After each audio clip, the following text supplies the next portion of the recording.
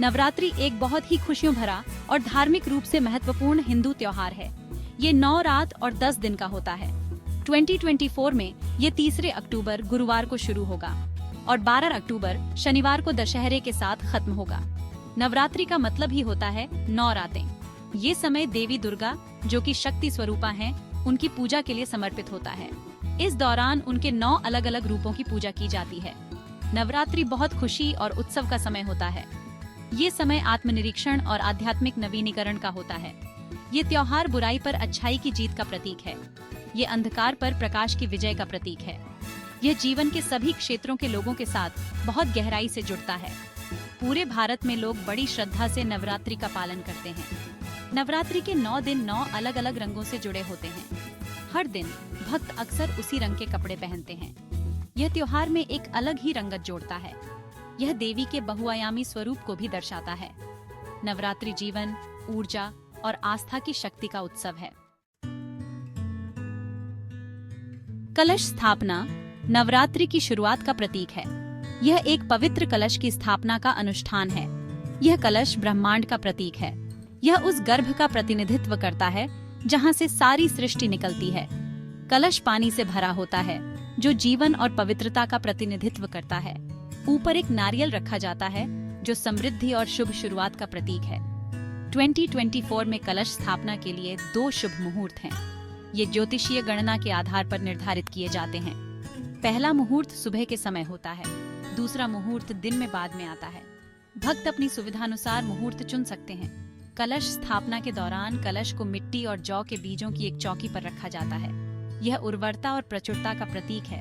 एक पवित्र अग्नि जलाई जाती है और देवी दुर्गा का आशीर्वाद लेने के लिए प्रार्थना की जाती है। फिर कलश की पूजा पूरी नवरात्रि के दौरान रोज की जाती है। ये भक्ति के केंद्र बिंदु और दिव्य उपस्थिति की याद दिलाता है। नवरात्रि के 9 दिनों में से प्रत्येक दिन देवी दुर्गा के एक अलग रूप को समर्पित है। ये रूप उनके विभिन्न पहलुओं और शक्तियों का प्रतिनिधित्व करते हैं। पहले 3 दिनों में दुर्गा की पूजा शैलपुत्री, ब्रह्मचारिणी और चंद्रघंटा के रूप में की जाती है। ये रूप शक्ति, ज्ञान और साहस का प्रतीक है। अगले 3 दिन कुष्मांडा, स्कंदमाता और कात्यायनी को समर्पित हैं। ये रूप पोषण, सुरक्षा और योद्धा ऊर्जा से जुड़े हैं। अंतिम 3 दिन कालरात्रि, महागौरी और सिद्धिदात्री को समर्पित हैं। ये रूप बुराई के विनाश, पवित्रता और इच्छाओं की पूर्ति का प्रतीक है। नवरात्रि के दौरान भक्त व्रत रखते हैं, पूजा करते हैं और भजन और मंत्रों का जाप करते हैं। मंदिरों को खूबसूरती से सजाया जाता है और भक्ति गीतों से वातावरण भक्तिमय हो जाता है। बहुत से लोग गरबा और डांडिया रास में भाग लेते हैं, पारंपरिक लोक नृत्य जो नवरात्रि समारोह का एक अभिन्न अंग है। Section 4 the science of fasting. Navratri में व्रत रखना केवल एक धार्मिक प्रथा नहीं है, बल्कि एक वैज्ञानिक रूप से सही स्वास्थ्य व्यवस्था भी है। आयुर्वेद, चिकित्सा की प्राचीन भारतीय प्रणाली, मौसमी बदलावों के दौरान उपवास के लाभों को पहचानती है। नवरात्रि मानसून और पतझड़ के बीच के समय में आती है। यह एक ऐसा समय होता है जब हमारे शरीर में बीमारियों का खतरा ज्यादा होता है। उपवास शरीर को विषाक्त पदार्थों से मुक्त करने और प्रतिरक्षा प्रणाली को बढ़ावा देने में मदद करता है। यह पाचन तंत्र को एक बहुत जरूरी आराम देता है। इससे शरीर खुद को साफ करता है और फिर से जीवंत हो जाता है। उपवास क्लीन अवेयरनेस और आत्म अनुशासन को भी बढ़ावा देता है। यह हमें अपने भीतर के आत्म से जुड़ने में मदद करता है। यह ध्यान रखना महत्वपूर्ण है कि उपवास स्वस्थ और टिकाऊ तरीके से किया जाना चाहिए। किसी भी प्रकार का उपवास शुरू करने से पहले स्वास्थ्य सेवा पेशेवर से परामर्श करना आवश्यक है, खासकर यदि आपको कोई स्वास्थ्य समस्या है।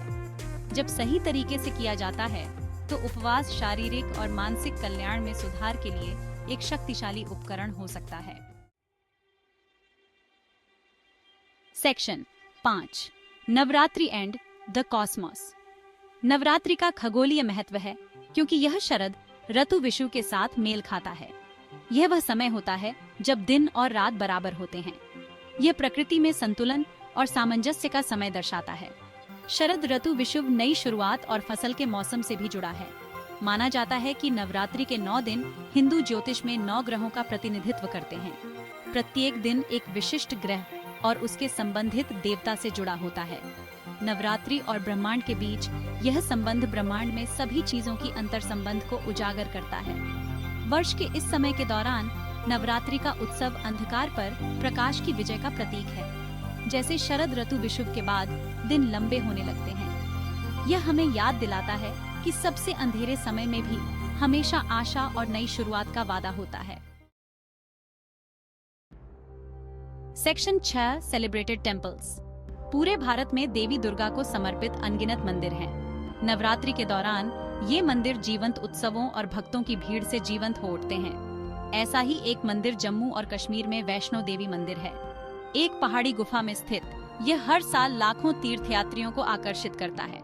एक और प्रमुख मंदिर तमिलनाडु के मदुरई में मीनाक्षी अम्मन मंदिर है।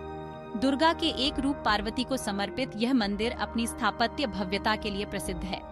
कोलकाता, पश्चिम बंगाल में नवरात्रि के दौरान दुर्गा पूजा उत्सव एक भव्य नजारा होता है।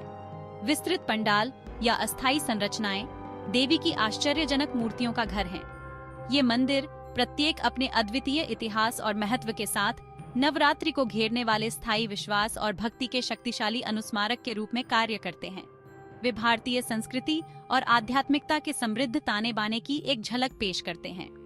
नवरात्रि के दौरान इन मंदिरों के दर्शन वास्तविक रूप से एक समृद्ध अनुभव होता है।